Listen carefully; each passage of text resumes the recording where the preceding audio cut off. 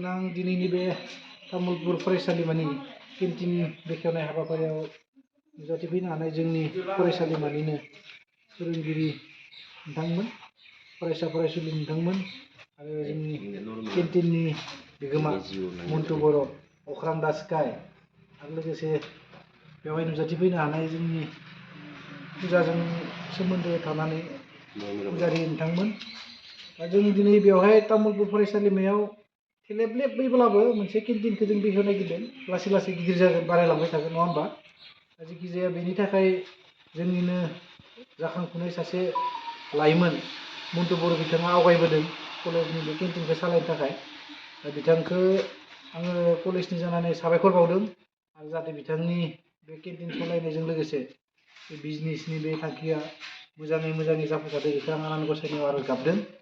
लोगोसे मोनसे खोथा खावलायनो नागिरदों, जोंनिया मेन जिनिसा जाबाय फरायसा फरायसुलि फोरोंगिरिफोरा बेयाव मेक्सिमाम जागोन, बाहेरनि मानसिबो न' दाउट फैगोन। बेनिखायनो जोङो फार्स्ट नोजोर होनांगौआ जाबाय जोंनि साखोन सिखोन, नङा होमबा? जानाय जिनिसा सानफ्रोमबो साखोन सिखोन थायोबा मोजां। आरो जोंनि गामि ओनसोलनिफ्राय फैनाय गथ'फोर बारा थाखा फैसाबो गैया, बेनो एसे रिजनेबोल प्राइसआ आं नायबाय एसे जेनेबा। आरो जुदि एसे सोलाय सोल' खालामनांगौ जायोब्ला केन्टिन मेनेजमेन्ट कमिटि मोनसे दङ, जुदि फरायसा फरायसुलिफोरनिफ्रायबो अभाब अभिजगफोरखौ जों नायनानै सावरायलायनायनि गेजेरजों बेफोरखौबो जों थाग थिग खालामगोन। दा जेखिजाया बे जोंनि केन्टिन खुलिनायनि गुबै थांखियानो जाबाय माने मा, जोंनि गोबां फोरोंगिरि बा फरायसा फरायसुलिफोरा गोजान